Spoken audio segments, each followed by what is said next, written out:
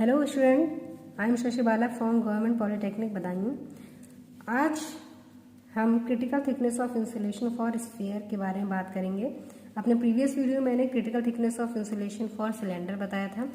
तो जिस तरह से हमने सिलेंड्रिकल के केस में एक्सप्रेशन ड्राइव किया था, क्रिटिकल थिकनेस फाइंड आउट की थी, तो सेम वही हमें स्फीयर के केस में भी करना है। तो जो फिगर हमने वहाँ पर बनाया था, जिस फिगर को हमने कंसीडर किया था, तो सेम वही फिगर हम यहाँ पर भी कंसीडर करेंगे।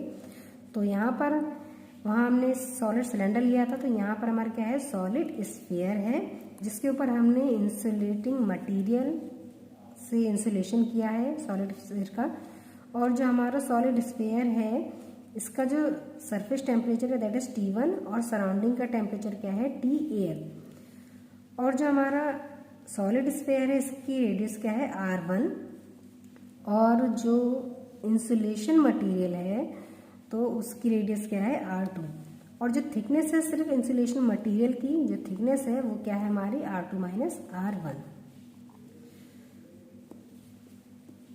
इंसुलेशन मटेरियल के आउटर सरफेस पे कन्वेक्शन के कारण जो हमारा ये H0 है वो क्या है, हीट ट्रांसफर कोफिशिएंट। और आगे बढ़ते हैं इसे कि किस तरह से हम critical thickness of insulation for sphere को कैलकुलेट करेंगे। तो सबसे पहले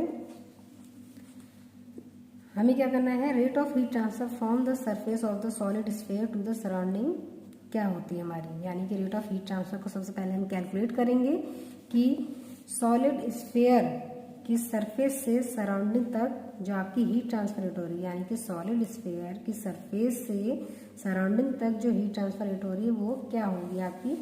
तो जैसा कि हम जानते हैं कि इसकल टू क्या होता है हमारा, delta T upon sigma R.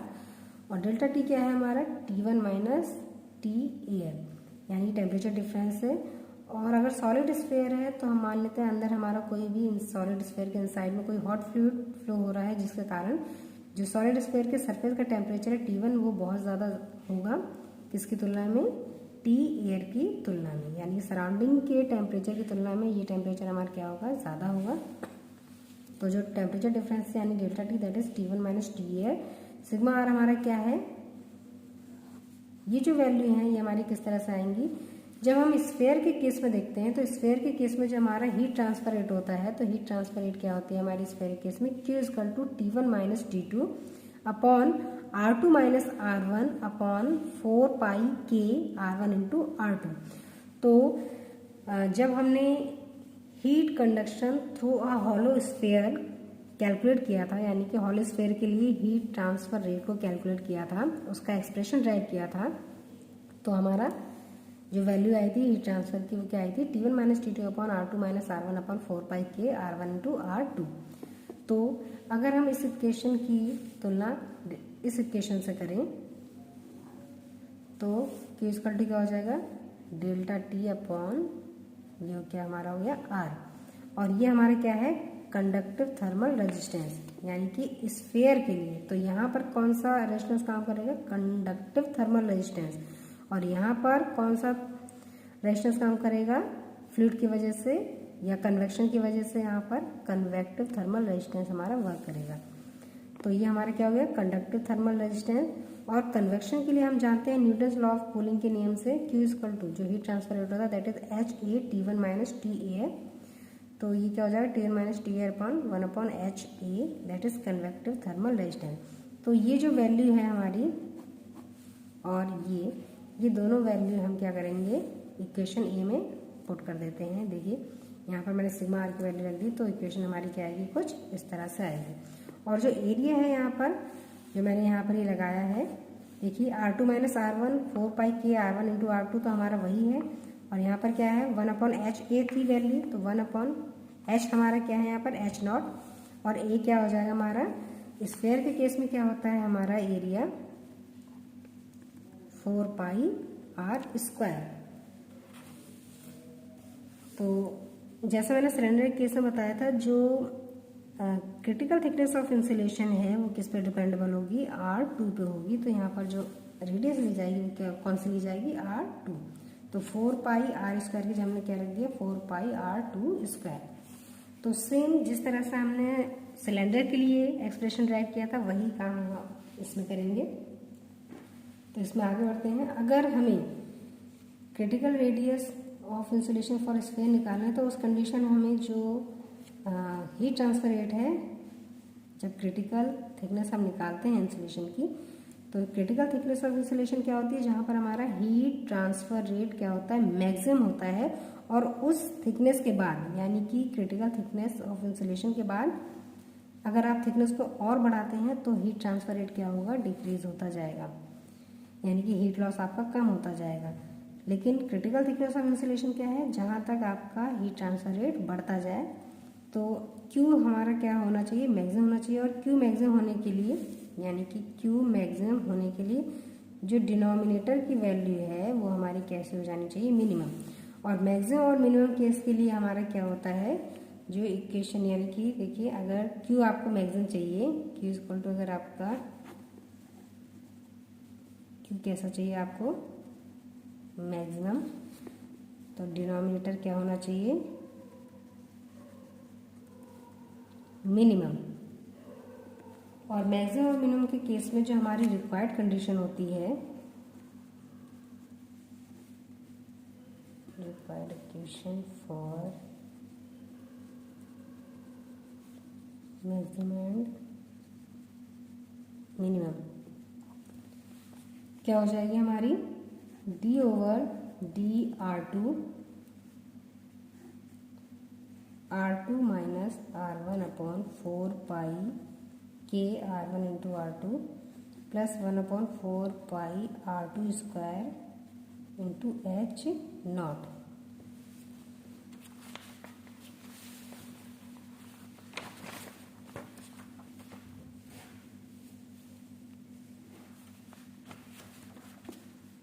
और ये इक्वेशन हमारी क्या हो जाएगी, equal to 0, D over D R2 minus R1 upon 4 pi K R1 into R2 plus 1 upon 4 pi R2 square into H naught equal to 0। तो ये हमारी रिक्वायर्ड इक्वेशन है for maximum and minimum condition. तो यहाँ से जब हम 4 पाई हमारा कॉमन आ जाएगा और उसे जब हम इधर ले जाएंगे तो क्या हो जाएगा, हमारा 0 की इक्वेट हो जाएगा। तो जो इक्वेशन रह जाएगी हमारे पास, क्या रह जाएगी, R2 minus R1 upon K R1 into R2 plus 1 upon R2 square into H naught equal to 0। इससे और सॉल्व करेंगे तो क्या हो जाएगा, R2 upon K R1 into R2 minus R1 upon K R1 into R2 plus 1 upon R2 square into H naught equal to 0। D over D R2, ये क्या हो जाएगा हमारा, R2 से R2 कट जाएगा, R1 से R1, तो equation क्या हो जाएगी, 1 upon K R1 minus 1 upon K R2 plus 1 upon R2 square into H naught equal to 0।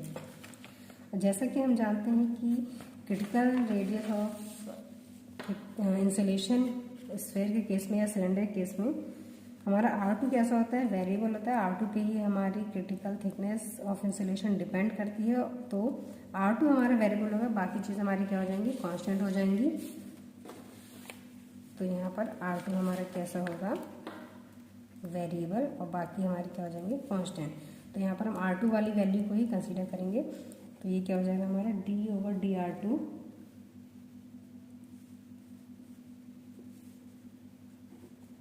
Minus का के अपॉन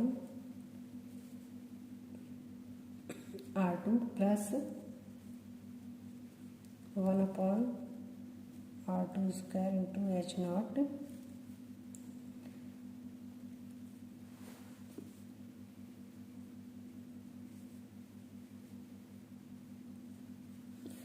ये R मैं थोड़ा अलग अलग डिफरेंट बना देती हूँ तो उसे कंफ्यूज मत होइएगा, सेम है R। तो ये इसको हमारा क्या हो जाएगा, 0। जब डिफ्रेंशिएट करेंगे इसे तो हमारी वैल्यू क्या आ जाएगी,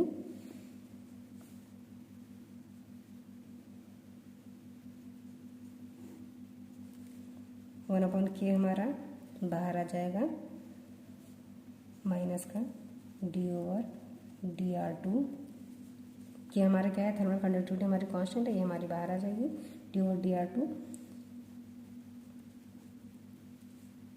प्लस 1/h0 हमारा कांस्टेंट है, यही बाहर आ जाएगा, ये क्या हो जाएगा dr2